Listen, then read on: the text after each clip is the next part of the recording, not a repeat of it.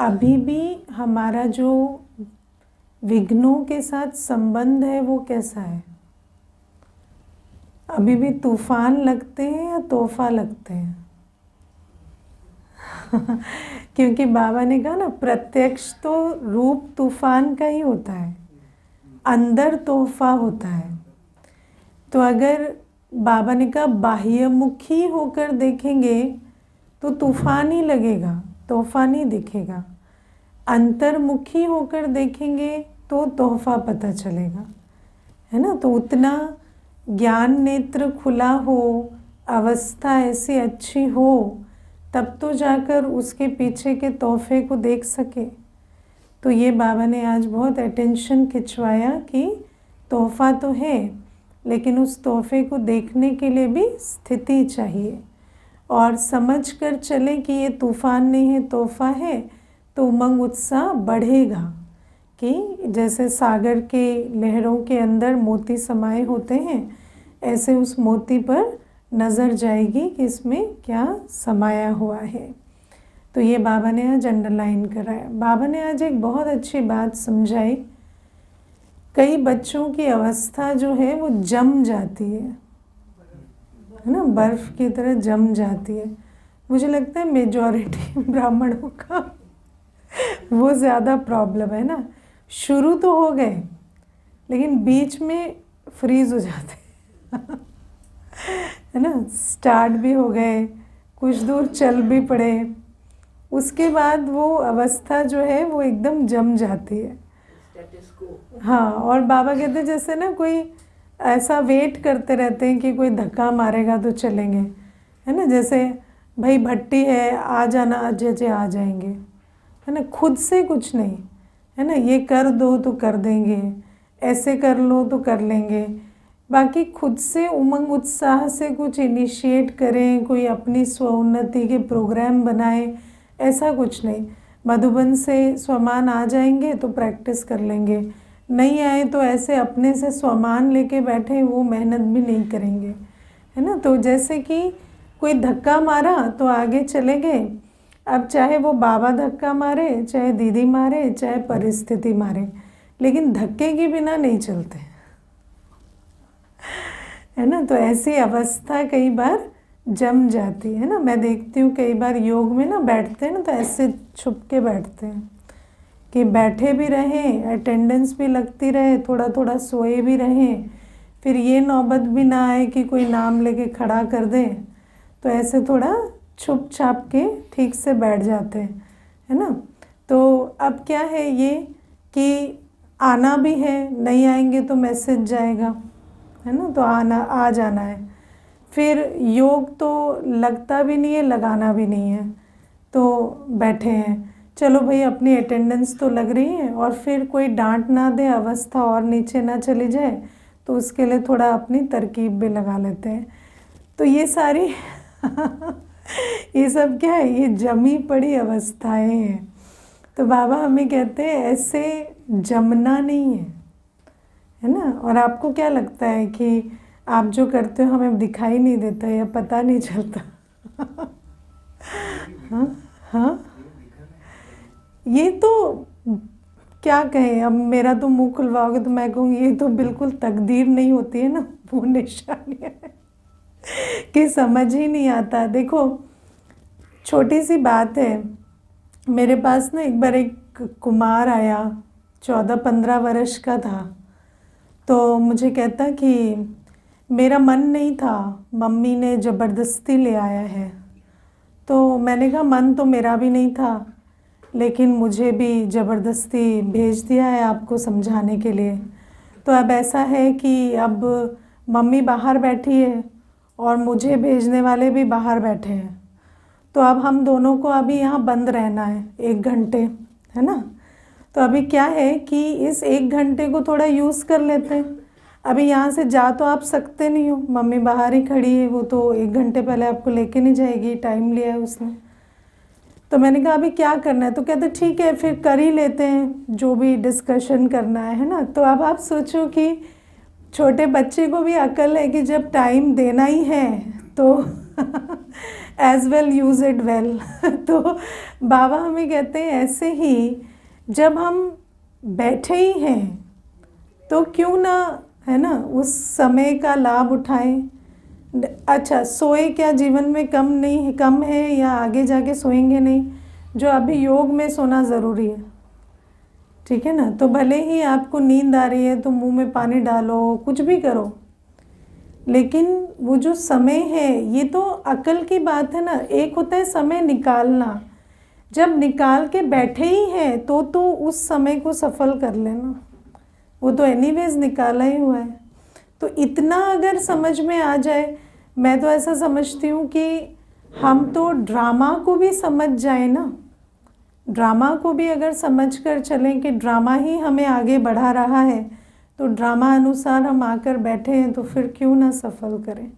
तो इतना ही समझ ले तो हमारी उन्नति हो जाए, है ना। तो बाबा कहते हैं थोड़ा योग तपस्या करेंगे तो बुद्धि खुलेगी, है ना। देखो कई बार क्या होता है, अभी एक पीछे माता को मैंने कहा आप ऑफलाइन आते थे, आजकल ऑनलाइन क्यों बैठने लगे? तो मुझे कहती कि बस एक ही बात है ना दीदी, क्लास ही तो सुननी होती है।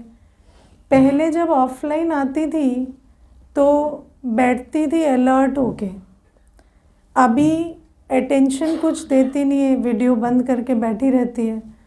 अभी योग में बैठती है तो इधर गिरती है उधर गिरती है, लेकिन समझ में नहीं आता कि मेरी अवस्था खराब हो रही है ना। तो कई बार हम अटेंशन खिंचवाने पर भी जान नहीं पाते कि हम उन्नति तो छोड़ो, उल्टे रास्ते चल पड़े। तो इन बातों को अपने आप देखना है।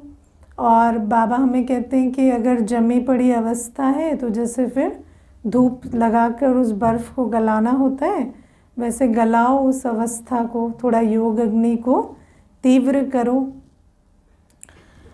आज बाबा ने हमें कर्मयोगी बनने का भी लक्ष्य दिया है। आप लोग कौन कौन कर्मयोगी समझते हैं कि हम कर्म में योग, कर्म और योग का माना हर कर्म योग में रहकर कर पाते हैं, ऐसा समझते हैं? हम कर्म को योग में रहकर कर पाते हैं। अब देखो बाबा हमें कहते हैं सबसे पहले तो हमें समझना है कि कर्म करते योग में कब रहेंगे? जब हम ईश्वर अर्थ कर्म करेंगे, है ना। हम दुनिया में हम जो भी कर्म करते हैं ना, वो स्वार्थ से करते हैं, स्वार्थ, है ना। भले ही हम कहते हैं बच्चे के लिए, युगल के लिए, लेकिन करते हैं स्वार्थ। मेरा इमोशनल सेटिस्फैक्शन, मेरा फिज़िकल सेटिस्फैक्शन, मेरे डिज़ायर्स का सेटिस्फैक्शन। तो जब कोई भी कर्म स्वार्थ से करेंगे तो जिस स्वार्थ के लिए वो कर्म हो रहा है ना, वो स्वार्थ बुद्धि में रहेगा, है ना, योग उससे रहेगा। तो ऐसा नहीं हो सकता कि हम स्वार्थ से कर्म करें और योग में रहें, वो पॉसिबल नहीं है। इसीलिए जब हमारा कर्म सुकर्म होता है और कर्म हमारा श्रीमत पर होता है, तभी हम कर्म करते बाबा की याद में रह सकते हैं, है ना। और अगर कर्म मनमत पर है, रावण मत पर है, तो उस कर्म में हमें बाबा की याद नहीं रह सकती। इसीलिए कई बार, और ये ज़रूरी नहीं है कि जो बच्चा है वो टोटली, ऐसा नहीं है कि बाबा की परवाह नहीं है या बाबा से उसका संबंध नहीं है, होगा भी, बाबा से प्यार भी है, कुछ न कुछ बाबा के प्रति करता भी है, मुरली भी सुनता है, लेकिन अगर हर कर्म बाबा की श्रीमत पर नहीं है तो हर कर्म में बाबा की याद नहीं रही,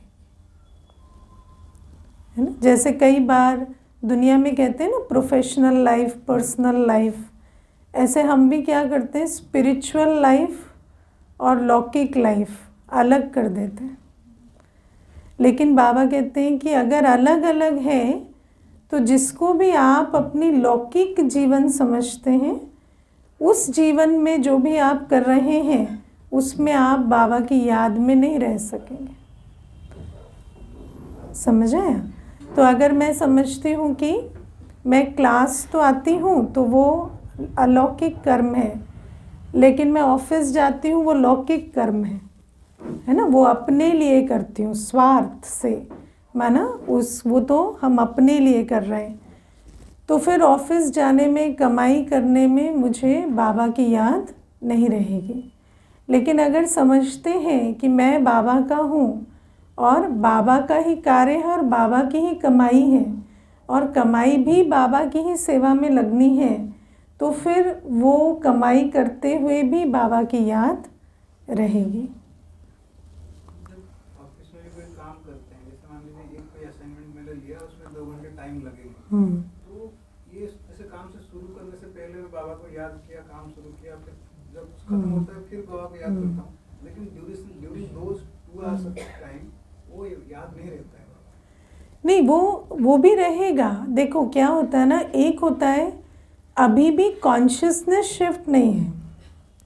मान लो अगर अभी कॉन्शियसनेस शिफ्ट नहीं है, मुझे लग रहा है काम तो मेरा है लेकिन मैं बाबा को साथ रखता हूँ, मैं बाबा को साथ रखता हूँ और बाबा का काम है, दोनों में अंतर है। अगर काम ही बाबा का है ना, तो जब काम बाबा का है तो आपको चिंता ही नहीं होगी, आप पहले बाबा को आगे करेंगे, हर बात में सल्यूशन में भी बाबा को आगे करेंगे, प्रॉब्लम में भी बाबा को आगे करेंगे, समझ देने में भी बाबा को आगे करेंगे, तो आप बाबा को साथ साथ ही रखेंगे, है ना। तो पहले हमें लगता है कि काम मेरा है, मुझे बाबा को साथ रखना है, लेकिन मुझे बाबा को साथ नहीं रखना, काम ही बाबा का है। तो काम बाबा का है तो फिर बाबा को उसकी याद जो है वो साथ साथ चलती रहेगी। तो बाबा हमें कहते हैं कि कर्म क्षेत्र में कर्म भी करना है। देखो कर्म खुद में भी एक बहुत बड़ी एनर्जी है। दुनिया में भी देखो कर्म को कितना महत्व दिया जाता है। दुनिया में तो कहते हैं कर्म ही योग है ना, वर्क इज वर्शिप। तो कर्म को भी इतना महत्व दिया जाता है, और कर्म भी कोई छोटी एनर्जी नहीं है। तो हर एक को कर्म तो करना है, लेकिन अभी तक हमें सुकर्म अकर्म विकर्म का अंतर नहीं मालूम था। तो अब बाबा हमें कहते हैं एक तो विकर्म नहीं करना, सुकर्म करना, वो तुम्हारी शक्ति को बढ़ाएगा, और दूसरा कर्म करते भी बाबा की याद में रहकर करना। तो कर्म के साथ जब योग होता है तो उसकी शक्ति और बढ़ जाती, क्योंकि योग माना लाइट एंड माइट है ना, तो पावरफुल कर्म। तो ये बाबा हमें कहते हैं कि कर्म योगी बनना माना एक तो कर्म पर भी अटेंशन देना। कई ऐसे होते हैं, ऐसे योगी बनते हैं जो कर्म विहीन हो जाते हैं, है ना। तो कर्म तो हमें करना है ना, क्योंकि हम कर्म सन्यासी नहीं हैं, और कर्म सन्यास पॉसिबल भी नहीं है इस दुनिया में। आप कर्म क्षेत्र पर हैं, कर्म आपको करना है, लेकिन हर संकल्प बोल और कर्म हमारा श्रेष्ठ हो, ये पहली जिम्मेवारी। और हर संकल्प बोल कर्म में रूहानी शक्ति हो। एक होता है पॉजिटिव बोल, एक होता है स्पिरिचुअल बोल। तो आप पॉजिटिव भी बोलें और उसमें रूहानी शक्ति भी हो, उसमें शुभ भावना भी हो, शुभकामना भी हो, सामने वाली आत्मा की उन्नति के लिए फेथ भी हो, दुआएं भी हो। तो बाबा कहते वो कब होगा, जब हम बाबा की याद में रहकर अपने को इंस्ट्रूमेंट समझकर कर्म करेंगे। तो ये जो कर्म योग है, ये बाबा आज हमें बहुत अच्छा अंडरलाइन कराते हैं कि हमें हर कर्म को भी सुकर्म बनाना है, और कर्म में ईश्वरीय ताकत भी भरनी है। जैसे एक होता है कर्म को सुकर्म बनाना, माना ऐसा भोजन बनाना जिस भोजन को खा के किसी की स्पिरिचुअल हेल्थ और फिजिकल हेल्थ इम्प्रूव हो, ठीक है। लेकिन उसके साथ साथ उसको बाबा की याद की शक्ति भी उस भोजन में भरना, तो वो क्या बन गया, कर्म योग बन गया। एक होता है भोजन नुकसान करने वाला नहीं, है ना, श्रेष्ठ जो हेल्थ इम्प्रूव करने वाला हो, लेकिन उसके साथ साथ जब हम बाबा की याद में बना रहे हैं तो वो जो भोजन है वो भोग बन जाता है। तो कर्म योग में श्रेष्ठ कर्म का भी हिस्सा है और फिर योग की शक्ति का भी हिस्सा है। तो बाबा कहते हैं ऐसे हमारा एक एक कर्म जब कर्म योग में हो तो ये कर्म योग ही हमें कर्मातीत बना देता है। इसी कर्म योग से हमारे खाते चुक्त हो जाते हैं, है ना।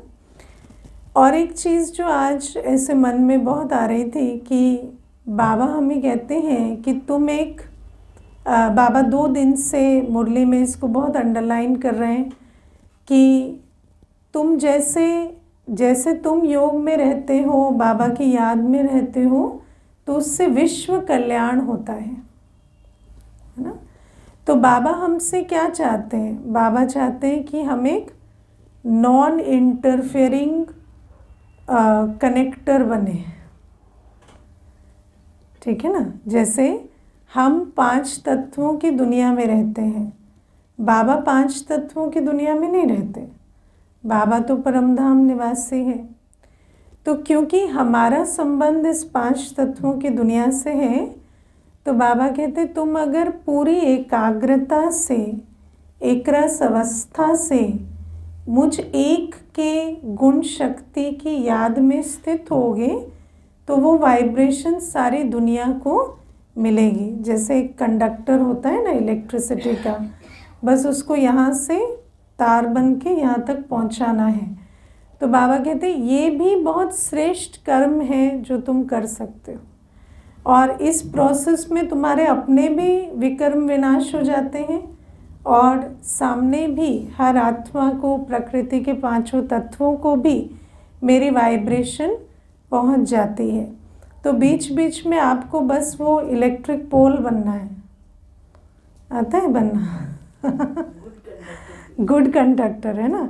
तो इतना स्थिर, शांत, एकाग्रचित हो कि बस बाबा की लाइट और माइट सारे विश्व को पहुँचे।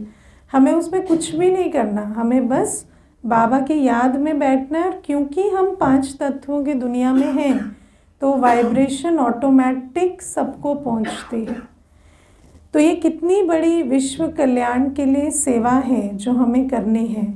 लेकिन क्या हमारी ऐसी स्थिति है, या हमारी स्थिति जब हम योग में बैठते तो अपनी ही स्थिति एक रस होने में 1 घंटा बीत जाता है और उसमें हम आधे घंटे में उठ भी जाते हैं तो ऐसी स्थिति होनी चाहिए। बाबा ने आज हमें बहुत अच्छी एक बात कही, योगी बनने और बनाने का हमारा इंटरेस्ट होना चाहिए, है ना। आजकल सबको ज्ञानी बनने और बनाने का इंटरेस्ट है, लेकिन योगी बनने और बनाने का इंटरेस्ट होना चाहिए। आप योग में बैठेंगे तो सामने वाला भी बैठेगा, आप प्रोग्राम बनाएंगे तो सामने वाला भी उस प्रोग्राम प्रमाण बैठेगा। अगर आप रोज़ उठकर 3:30 बजे बैठ जाएंगे तो आपके घर में हर एक को प्रेरणा मिलेगी कि वो भी योगी बने, है ना। लेकिन अगर आप 3:30 बजे उठ के 5 बजे तक बैठे और 5 बजे उन पे शोर मचाएंगे तो क्या कहेंगे, पिताजी प्लीज़ कल से योग मत करना आप आपके योग के कारण बहुत अशांति हो रही है तो हम ऐसे योगी बने कि उनको भी नज़र आए कि जब ये योग में बैठते हैं तो इनकी मन चित्त बिल्कुल शांत और सुख स्वरूप हो जाती है। और अगर आप रोज़ ही कर रहे हैं तो आपको किसी को सिखाना नहीं पड़ेगा, ऑटोमेटिक आपको देखकर सामने वाला भी थोड़ा थोड़ा, है ना, प्रैक्टिस करेगा। मैं आपको पहले भी बताती थी, एक बार एक माता थी, वो आई सीढ़ी चढ़ के, जब पहले 2nd फ्लोर पे सेंटर होता था तो इतनी तकलीफ़ से सीढ़ी चढ़ के आई और आते ही हांफती रही और बोली लिफ्ट नहीं है यहाँ, लिफ्ट नहीं है। तो मैंने कहा लगवाएंगे, थोड़ा वेट करो, अभी तो नहीं है तो फिर कहती कि मुझे है ना वो आपका कोर्स करना है, तो अभी करना है, आज ही से शुरू कर देना है। तो मैंने कहा ठीक है आप बैठिए, आपको इतनी हड़बड़ी क्यों है, क्या हुआ है और कहाँ से आपको इतनी इंस्पिरेशन मिली है। तो मुझे कहती कि हम एक शादी में गए थे कल, तो उस शादी में हमारे एक रिलेटिव हैं, वो दोनों हस्बैंड वाइफ ब्रह्मा कुमारीज जाते हैं। तो उस शादी में कोई एक चोरी हो गई, ऐसी खबर आई कि जो गहने रखे थे वो नहीं मिल रहे, चोरी हो गए। अब हमारे तो वो इनडायरेक्ट वाले थे जिनके शादी थी, इनकी वो बहन थी जिसकी शादी थी, वो माता की। तो कहती कि जैसे ही पता चला तो ये दोनों युगल जो हैं वो शांति से साइड में बैठ गए और ये अपना कुछ कर रहे थे, आंखें इनकी खुली थी और पता चल रहा था ये कुछ कर रहे हैं। और सब लोग अफरा तफरी में थे और इस प्रकार से जो है हलचल हो गई थी। और बाद में आधे घंटे के बाद वो मिल गया सामान, तो ये भी आराम से गद्दी से उतर गए। तो मैं सारा कुछ देख रही थी, तो मैंने उनको पूछा कि आप वो क्या कर रहे थे वहाँ बैठ के, आप ही की वजह से ये मिला, ये मुझे पता चला। तो इन्होंने कहा हम बाबा को याद कर रहे थे और फिर उनको बताया कि इस प्रकार से हम राजयोग करते हैं। तो कहती मुझे भी ना अगली बार हमारे घर में चोरी हो जाए तो ऐसे शांति से बैठना है। तो मैंने कहा बात तो आपकी ठीक है, थोड़ा सा इसमें करेक्शन कर लेंगे, चोरी ना भी हो तो शांति से बैठना है। तो कहती नहीं, मेरा मतलब है कि इतनी क्राइसिस में हम ऐसे बैठ सकें, हमारा ये लक्ष्य है। तो आप सोचो कि एक व्यक्ति, देखो उन आत्माओं को योग का कितना अभ्यास होगा कि जब ऐसी बात हुई, अब आप देखो कि वहाँ पर अगर इस आत्मा को ये संकल्प चला तो अनेकों को संकल्प चल रहा होगा कि ये कोने में ऐसे बैठ गए, है तो बहन, तो ढूंढना चाहिए या ढूंढवाना चाहिए, लेकिन ऐसे शांति से ये कोने में बैठ गए। लेकिन उनकी जो तपस्या है उस पर उनको इतना निश्चय है कि हम अभी योग लगाते हैं, वो बेस्ट सेवा है। अब मान लो योग करने के बाद भी सामान ना मिलता तो वो तो हमेशा के लिए सुनते ना। तो बाबा, चलो ठीक है, बाबा लाज रख लेता है, लेकिन ज़रूरी नहीं है कि आउटकम ऐसा हो। फिर भी एक आत्मा जब योगी होती है तो उसको अपने बात पर निश्चय होता है। तो बाबा हमें कहते हैं योगी बनो और योगी बनाओ, ये हमारा लक्ष्य होना चाहिए।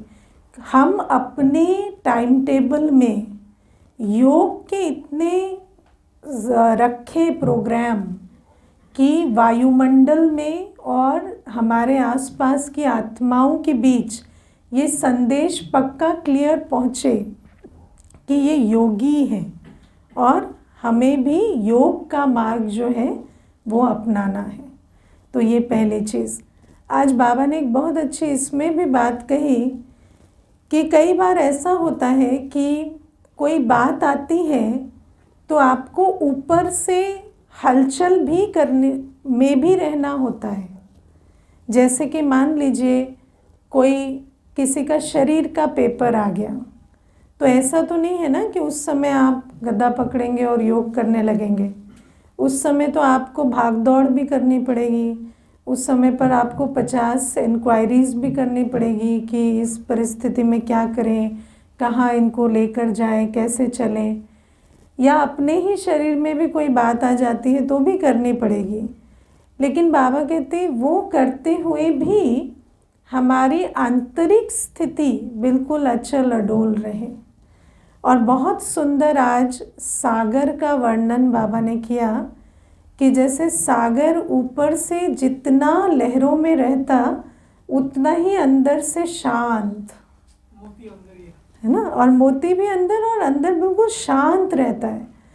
तो बाबा हमें कहते हैं ऐसे बाहर से ज़रूरी नहीं कि आपको कोई स्टिल बॉडी रख के या वैसे ही, बाहर से बहुत हलचल भी है। देखो कई बार ऐसा होता है कि हम कोई प्रोग्राम कर रहे हैं, कोई बात कर रहे हैं, उसमें कोई बात आ गई, कोई विघ्न आ गया है ना, जैसे आपने कोई फील्ड बुक किया है प्रोग्राम के लिए या कुछ, एंड समय पर वो कहते हैं हम आपको अवेलेबल नहीं कराएंगे, तो उस समय पर कितनी भागदौड़ करनी पड़ती है। ऐसे तो नहीं होता ना, आपको 5 ऑफिस का फिर दरवाज़ा खटखटाना पड़ेगा, फिर 50 लोगों को अप्रोच करना पड़ेगा, लेकिन वो सब कुछ करते हुए भी अंदर बिल्कुल शांत स्थिति हो, है ना। तो बाबा हमें कहते हैं ये भी एक कर्म योगी का स्वरूप है कि जैसे सागर ऊपर से पूरा एक्टिव है लेकिन अंदर से उतना ही शांत है, ऐसे उतनी शांति में हम कर्म कर सकें। ऐसा नहीं शांत होना है तो हमें बैठना पड़ेगा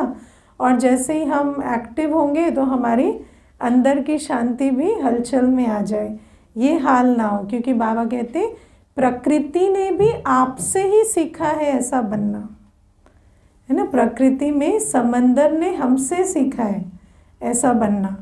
तो बाबा कहते अगर प्रकृति ने हमसे सीखा है तो हम तो रचयिता है, हमें कितना अपने स्वरूप में स्थित होना चाहिए। ऐसे रहते अंदर से शांत और ऊपर से पूरे एक्टिव।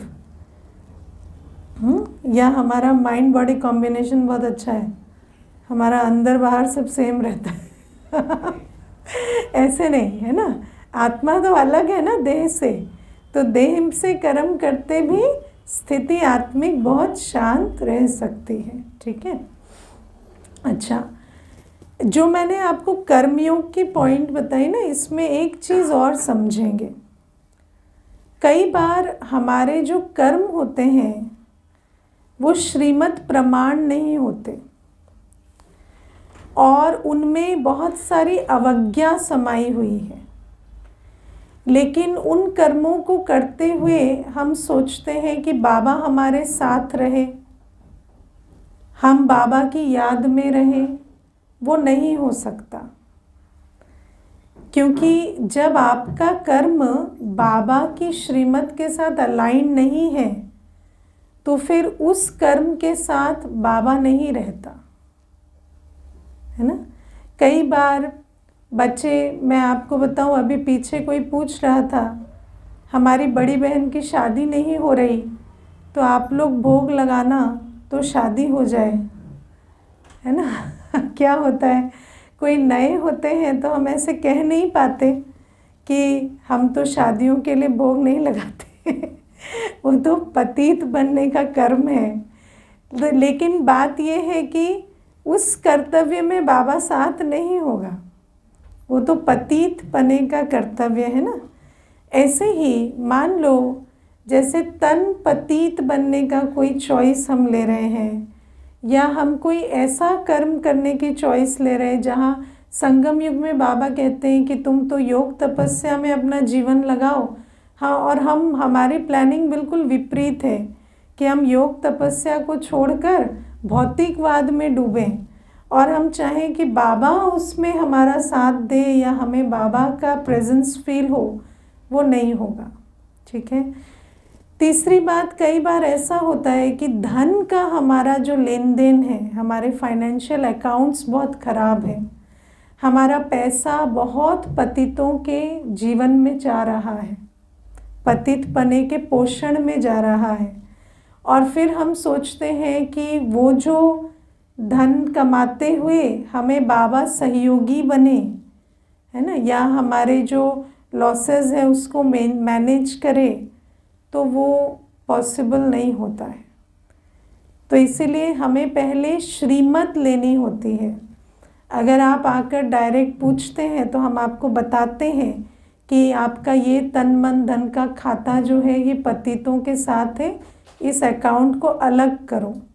अगर आप वो बात नहीं सुनते हैं तो फिर वो आप जाने, आपके निर्णय जाने, उसमें बाबा कुछ नहीं कर सकता है। जो विकारी जीवन जीते, काम क्रोध लोभ मोह अहंकार के सिवाय जिनका कोई उद्देश्य नहीं है, है ना, तो ऐसे जीवन में अगर हमारा कणा दाना लग रहा है तो उसमें फिर बाबा हमारा कुछ सहयोग या साथ नहीं दे सकता। फैमिली के लोग ही ऐसे हैं तो क्या करेंगे, वो चेंज हो जाएंगे। आपको अपनी फैमिली की डेफिनेशन बदलनी पड़ेगी। समझ आया है ना? तो इतना इन बातों को समझना पड़ता है। क्योंकि जो कर्म बंधन हमने बनाए हैं उस आधार से जो भी हमारा आज संबंध है उसको हमें अब समझना है कि वो हमें बस ना चुक्त करना है, हमें और उसको बढ़ाना नहीं है। ऐसा नहीं ये है तो क्या करें क्या करें क्या करें करके डुबोते चले जाएं, है ना? तो फिर वो तो दुनिया में क्या है, प्यार किसको कहते हैं? डूबने वाले के साथ डूब जाओ, ना आप उसको बचा पा रहे ना वो आपको बचा पा रहे, पर दोनों इकट्ठे डूब जाएं तो वो प्यार है। तो अगर हमें लगता है वही प्यार है तो वही सही, फिर डूब जाओ। फिर क्या कर सकते, है ना? देखो एक माता मुझे बहुत अच्छी बात कहती थी कि मेरे युगल अल्कोहलिक है, तो सारी शाम पीना उन्होंने, सारी रात पीना। तो कहती मैं सोचती थी मैं अब रात को, क्योंकि वो सीढ़ी उतर कर आए, कुछ रात को गिर जाए, कुछ हो जाए, तो मैं रात भर ऐसे टेंशन में रहती थी। मेरी सारी रात उनकी चौकीदारी करते हुए बीतती थी कि कभी कुछ ऐसा ना हो जाए। फिर कहती मैं सोचती थी कभी कभी कि इससे तो होश में रहना ज़्यादा ख़राब है ना। वो बेहोश है, वो तो मस्त है, मैं होश में हूँ तो मैं प्रॉब्लम में हूँ। तो मैं सोचती थी मैं भी ऐसे ही उनके साथ, मैं भी ऐसे ही शाम से पीना शुरू कर दूँ तो दोनों पढ़ेंगे तो तीसरा कोई संभालेगा, है ना? फिर बच्चे आएंगे, हम क्यों चिंता करें। फिर कहती मुझे फिर बाबा मिला। फिर मुझे एक दिन मैं जा रही थी यहाँ से तो मुझे ऐसे आया कि मुझे तो यहाँ जाना है, अंदर से जैसे खींच हुई, तो मैं आ गई। अब मुझे समझ में आ गया है कि जब मैं उनको नहीं बचा सकती तो मुझे अपने आप को प्रोटेक्ट करना, और अब मैं उनको कुछ नहीं पूछती, वो जो भी करते हैं। क्योंकि पहले मैं रोती, झगड़ती, लड़ती, पूरा मेरा उसमें, लेकिन वो तो पूरे एडिक्ट है, उनका मैं कुछ नहीं कर सकती। और उनके अंदर वो ये भी नहीं है, रिकग्निशन भी नहीं है कि मैं एडिक्ट हूँ या मुझे चेंज होना है। तो कहते हैं अब मैं अपने ज्ञान योग में रहती हूँ, आराम से रहती हूँ। और मुझे 6 महीने के बाद पहली बार उन्होंने पूछा तुम ये गाड़ी उठा के कहाँ चली जाती हो? तो मैंने कहा कि मैं जाती हूँ कहीं। तो बोले वो जहाँ भी जाती हूँ वो ठीक है, अच्छी जगह है वो। तो ऐसे वो मुझे बोले, तो मैंने उनको कहा आप चलेंगे? तो बोले हाँ चलेंगे कभी। तो आप सोचो कि जो मदद आप वैसे नहीं कर पा रहे थे, अब उस आत्मा को जब आप अपने आप को अलग करते हैं, कभी कभी हमें लगता है अलग नहीं करना है ना? अलग किया तो प्यार नहीं है, लेकिन जब प्यार वाला डूब रहा है ना तो अलग करके फिर उसको बचाना पड़ता है। तो अब अलग किया तो आज वो भी हिम्मत दिखाई, तो आज उनकी भी कुछ ना कुछ पॉसिबिलिटी नज़र आती है। मुझे कहती है मुझे होप है, लेकिन मैं उसमें भी ज़्यादा नहीं जाती कि बाबा इनको बुला लो इनको बुला लो, वो भी मैं नहीं करती। ठीक है, उनका पाठ होगा तब आएंगे। तो विचार करो कि ये जो कर्मयोग है, तो योग हमें, योग या बाबा का साथ उन बातों में हम ले सकते हैं जो श्रीमद् प्रमाण है। जब हम ही अपने कर्म के खाते मनुष्य आत्माओं के साथ उलझा रहे हैं और उन खातों को हम अलग नहीं करना चाहते, तो फिर ऐसे में हम सोचें कि बाबा मदद करेगा। भले ही हम आपको आउटराइट नहीं कहेंगे कि बाबा इसमें मदद नहीं करेगा, लेकिन ये बात समझ जाना कि इन बातों में बाबा कुछ नहीं कर सकता, क्योंकि वो श्रीमद् प्रमाण नहीं है। ठीक है ना? तो ये है। हाँ, खाता ठीक रखना पड़ेगा, और कर्म भी सुकर्म हो, और फिर योग का बल भी उसमें भरे, है ना? फिर बाबा हमें इसमें भी कई बार ना मेरे अंदर बहुत ये संकल्प आता है, हम अभी तक तो ना जो डैमेज हुआ है या हो रहा है उसी के कंट्रोल में लगे रहते हैं लेकिन जो बाबा जो परमधाम से आए हैं उसका मूल लक्ष्य क्या है? मूल लक्ष्य तो क्रिएशन है ना। तो हम तो हमारी सारी एनर्जी वो जो डैमेज किया है उस पाप को भस्म करने में और अभी और डैमेज ना करे, पतित ना बने, उसमें जा रही है। तो हम क्रिएशन कब करेंगे? बाबा कहते हैं अभी तो तुम्हें सेवा करनी है, प्रजा बनानी है, वारिस बनाने हैं, और तुम्हें फिर ये भी करना है कि सतयुगी संस्कार बनाने हैं, और जो तुम्हें द्वापर युग से जो भक्त पूजेंगे वो संस्कार भी तुम्हें अभी बनाने हैं। हमारे नैनों से जब आप एक मंदिर में पहले जाते थे तो एक देवी के नैनों से आपको क्या क्या नज़र आता था? संतुष्टता मिलती थी, हिम्मत मिलती थी, है ना, शक्ति मिलती थी। हाँ, तो बाबा कहते वो सारा कुछ अभी तुम्हारे नैनों से नज़र आना चाहिए ना। आज हमारी दिल इतनी सच्ची होनी चाहिए बाबा के साथ कि द्वापर युग से कोई सारी दुनिया को भी झूठ बोल के आए ना तो आपके सामने सच बोले। हम जब जाते हैं देवी देवताओं की मूर्तियों के सामने तो भले सारी दुनिया में भी झूठ बोलते हो ना, तो वहाँ जाकर अपना सच कहते। तो बाबा कहते इतनी हमारे अंदर सच्चाई बाबा के सामने होनी चाहिए। हम इतनी सच्ची दिल से जब अभी बाबा के साथ चलेंगे तब तो जाकर वो सच्चाई हमारे साथ उस मूर्ति स्वरूप में हमारे साथ आत्माएं उस सच्चाई के संबंध में रहेंगी। या जो सतयुगी संस्कार हैं, जिन संस्कारों को हम वहाँ सतयुग में अनुभव करेंगे, उन संस्कारों की भी तो हमें क्रिएशन करनी है ना। सतयुग में हार्मनी होगी कंप्लीट, है ना। सतयुग में आपका थॉट चलेगा, हवा चले और हवा चलेगी, और वो हार्मनी अभी कैसे आएगी? जब हवा चले तो आप कहें वाह वाह, इससे अच्छा कुछ हो नहीं सकता था। ठंड हो तो आप कहें वाह, इससे अच्छा दिन नहीं था ठंड के लिए। ऐसे नहीं आज ही 18 जनवरी को इतनी ठंड होनी थी, आज ही ऐसा होना था। आप हार्मनी कैसे बिठाएंगे? समझ आया?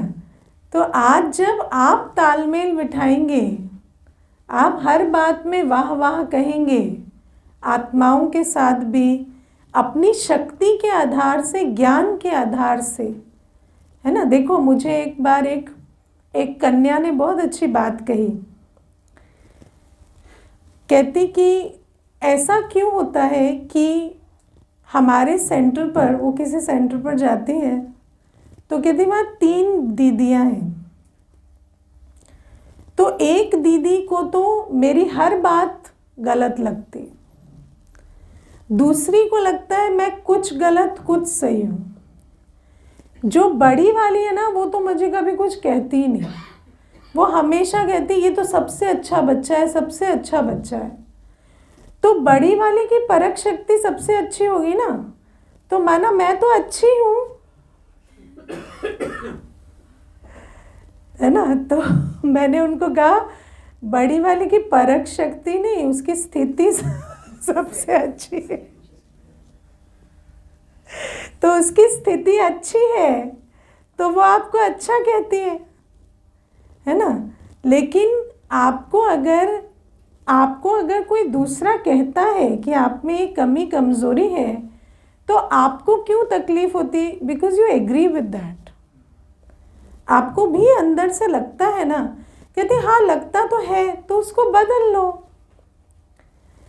तो आप देखो कि बाबा हमें कहते हैं कि तुम्हारी अवस्था वो बड़ी वाली जैसी होनी चाहिए तुम्हें हर कोई अच्छा लगे, है ना। तुम किसी आत्मा को देखकर कभी ना कहो इसके अंदर ये कमी है, ये कमज़ोरी है भी। मानो आपको ड्यूटी दी गई है, आप एज अ टीचर बताएंगे भी, लेकिन आपको वो फील ना हो, वो आपकी प्रॉब्लम नहीं है ना। आपको अगर वो जिम्मेवारी भी दी गई है, आप वो बता भी देंगे, इशारा भी दे देंगे, पर आपको वो अनकंफर्टेबल नहीं करनी चाहिए। आपको किसी के लिए ये ना लगे ये ठीक नहीं है क्योंकि इसमें ये है। हर एक अच्छा है, सबसे अच्छे से अच्छा है, वाह वाह निकले। ज़्यादा नहीं मांग रहे आप कमाल। मैं तो अपने को क्लास कराती हूँ, मैं लिटरली अपने को क्लास कराती हूँ, मैं कभी किसी को क्लास नहीं कराती। मुझे जो बात नज़र आती है, मैं जो योग में अनुभव करती हूँ, मैं वो करा देती हूँ। आपको करना है आप करेंगे, नहीं करना है तो फिर वो अपना है ना। तो बाबा हमें कहते हैं कि तुम अपनी जो सतयुग में हार्मनी इस आधार से होगी कि अभी प्रकृति के साथ, और प्रकृति का सबसे छोटा स्वरूप क्या है, ये शरीर, 5 तत्वों का शरीर है। ये प्रकृति भी कैसे भी, वाह आज हाथ में दर्द है। सतयुग में जैसे एक सोच चला कि हाँ हवा चले तो हवा चलेगी, तो वो उस पॉइंट इन टाइम में क्या कलेक्टिवली सब सोचते होंगे हवा चले, या एक हाँ नहीं, वो सब सोचेंगे। इतना हाँ, इतनी अच्छी हारमोनी। देखो मैं आपको हाथ दर्द की बात बता रही थी ना, अभी पीछे एक माता को मैंने पूछा, उसका हाथ दर्द कर रहा था पीछे, तो मैंने कहा आपका हाथ दर्द है, तो कहती हाँ ये शरीर मेरा बहुत अच्छा है दीदी, जब पैर की सेवा होती है ना तो हाथ में दर्द होता है, और हाथ की सेवा होती है ना तो ये दर्द खिसक के पाँव में चला जाता है। तो मेरा ठीक चल रहा है इसके साथ, है ना। मैं कहती हूँ तो दुख कोई बात नहीं, लेकिन ठीक अपना पोजीशन चेंज करते रहना। तो कहती प्रैक्टिकल में मेरा ये शरीर बड़ा वरदानी है। अब देखो दीदी, संगम युग में दर्द तो कहीं ना कहीं होगा ना, लेकिन वहाँ नहीं होता जहाँ काम है ना। तो आप सोचो कि कितनी अच्छी उसने प्रकृति के साथ तालमेल बनाया है। तो बाबा कहते हैं शरीर के संबंध में भी वाह वाह, प्रकृति के 5 तत्व, बरसात हो, तूफान हो, ठंड हो, गर्मी हो, वाह वाह, और हर आत्मा के साथ भी वाह वाह, हाँ परिस्थितियों के साथ भी, है ना। ये परिस्थितियाँ ही तो है ना, अलग अलग। हाँ, तो सबके साथ जब वाह वाह करके चलेंगे तो कल वो आपको बहुत सहयोग देंगे ना, क्योंकि what ever you resist will persist. आप रेजिस्ट करेंगे उसका रेजिस्टेंस बढ़ेगा, आप एक्सेप्टेंस में आएंगे वो आपके सहयोगी बनेंगे, और सतयुग में सब कुछ सहयोगी होगा इसी आधार से ना। इसीलिए वाह वाह करना सीखना है हमें, ठीक है। प्रकृति आत्माओं के साथ, है ना। कोई कैसा भी संस्कार वाला हो, कोई सारे दिन पड़े रहने वाला है ना। आप सोचो बढ़िया है, अभी कम से कम मेरा भी कुछ कर्मणा सेवा होगी, है ना, वरना ये कर दो तो हम क्या करते, तो आप करो, है ना। फिर वो करने लगे तो सोचो बढ़िया है, अभी हम कुछ और पे फोकस करें। फिर ये नहीं अभी ये पड़े पड़े उठ क्यों गया, आज मैंने सोचा था करने का, है ना। ये भी मुसीबत हो जाती है, क्योंकि हम बहुत जल्दी अटैच्ड हो जाते हैं किसी भी चीज़ से। तो बड़ा फ्लेक्सिबल होकर आपको चलना होगा। फिर कल प्रकृति हो, आत्माएं हो, जैसा आप संकल्प करेंगे वो वैसे चलेंगे। विनाश में भी वाह वाह करना है। हाँ, विनाश तो है ही वाह वाह, क्योंकि आप अभी इस दुनिया में और कितना रहना है ना। तो विनाश तो हो ही रहा है वाह वाह, ताकि हम अपनी नई दुनिया में जाएं, है ना। अपना वैल्यूज कहाँ पे आते हैं? वैल्यूज़ को छोड़ देना है, वर्च्यूज़, नो वैल्यूज़। वैल्यूज़ है राइट और रॉन्ग, वैल्यूज सिखा दें this is right, this is wrong. Virtues कहते हैं एवरीथिंग इज कल्याणकारी। तो अब वैल्यूज़ के कारण ही इतनी प्रॉब्लम्स हुई, है ना। तो बाबा कहते अपने लाइफ में आपको जो अपहोल्ड करना है आप करें, बाकी आप कोई वैल्यू सिस्टम को इन्फोर्स करने की कोशिश ना करें। Values make you very judgmental. तो जो कहते हैं टीचर बनो, जैसे आप कहते हैं, तो आप तो वही इंस्टिट्यूट जो अच्छा है वही तो वर्च्यूज अच्छे हैं ना, वैल्यूज। देखो जैसे एक छोटी सी बात है, मानो कोई लेट आया, है ना। अब क्लास का डिसिप्लिन क्या है, टाइम से आओ, ठीक है। लेकिन अगर मैं कहूँ ये तो लेट आए, क्या देवता बनेगा, तो नहीं चलेगा। तो मुझे कहना लेट आया आया ना, बस। फिर मैं उसको सिखाऊं क्लास में कि टाइम से आना चाहिए। तो पहले वर्च्यूज, है ना।